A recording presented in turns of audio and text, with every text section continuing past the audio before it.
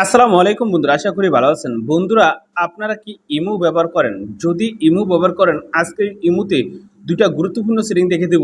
এই দুইটা গুরুত্বপূর্ণ সেটিং যদি আপনার ইমোতে করে দেন, তারপরে কিন্তু আপনার অনেক উপকার হবে। তো আপনার ইমোতে এই দুইটা সেটিং কিভাবে করবেন, এই দুইটা সেটিং করতে চাইলে অবশ্যই আপনি এই ভিডিও প্রথম থেকে শেষ পর্যন্ত দেখবেন। তো আপনি দেখছেন অ্যান্ড্রয়েড ভিডিও, আমি আছি শরীফ। আসলে বন্ধুরা, করে শুরু করা যাক আজকের মূল ভিডিওটা।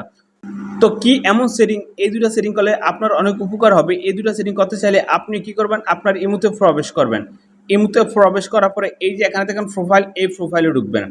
প্রোফাইলে ঢোকার পরে এই যে এখানে দেখেন প্রোফাইল, এই প্রোফাইলে আমি ক্লিক করলাম। প্রোফাইলে ক্লিক করার পরে এই যে এখানে দেখেন সিকিউরিটি অ্যান্ড প্রাইভেসি, আপনি এখানে আসবেন। এখানে আসার পরে আপনি কি করবেন, প্রথমে কি করবেন, এই যে ম্যানেজ ডিভাইস, আপনি কি করবেন, এই ম্যানেজ ডিভাইসে প্রবেশ করবেন। ম্যানেজ ডিভাইসে প্রবেশ করার পরে আপনি কি করবেন, আপনার ফোনে যদি এই অপশনটা এরকম এনেবল থাকে তাহলে যে কোনো ব্যক্তি আপনার ইমোটা হ্যাক করে নিয়ে যেতে পারবে আপনার অজান্তে। ধরুন আপনার ইমোতে এই অপশনটা এনেবল আছে, সেই ক্ষেত্রে যে কোনো ব্যক্তি আপনার ইমোটা হ্যাক করে নিয়ে যাবে।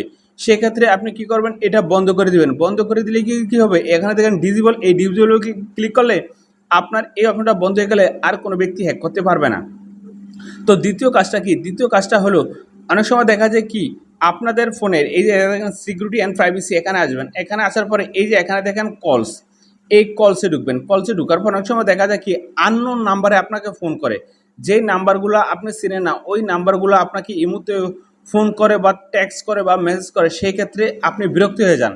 তো আপনি যদি চান আপনার সেভ নাম্বার ছাড়া কেউ আপনাকে এই মুহূর্তে মেসেজ করতে পারবে না, কোনো কল করতে পারবে না, এনি হাউস এভরিবডি কোনো কিছু করতে পারবে না, সেই ক্ষেত্রে এখানে নো বডি, এটা সিলেক্ট করে দেবেন। নো বডি সিলেক্ট করে দিলে আর কোনো ব্যক্তি আপনার সেভ নাম্বার ছাড়া আর কোনো ব্যক্তি আপনাকে মেসেজ বা কোনো কল করতে পারবে না। আর এখানে দেখেন মাই কন্ট্যাক্ট, এটা যদি মাই কন্ট্যাক্টে দিয়ে রাখেন, সেই ক্ষেত্রে কী হবে, আপনার ফোনে যে নাম্বারগুলো সেভ আছে ওই নাম্বারগুলো ছাড়া আর কোনো ব্যক্তি আপনাকে এই মুহূর্তে ফোনও করতে পারবে না, মেসেজ করতে পারবে না। যে নাম্বারগুলো আপনার ফোনে সেভ আছে ওই নাম্বারগুলো আপনাকে এই মুহূর্তে টেক্সট করতে পারবে, মেসেজ করতে পারবে বা বিভিন্ন কথা বলতে পারবে আপনার এই মুহূর্তে। সেই ক্ষেত্রে আপনার অনেক উপকার হবে। তো আমি আপনাকে ডিসাইড করব, এই যে মাই কন্ট্যাক্ট এটা দিয়ে রাখবেন। মাই কন্ট্যাক্টে দিয়ে রাখলে এটা কিন্তু আপনারই অনেক উপকার হবে।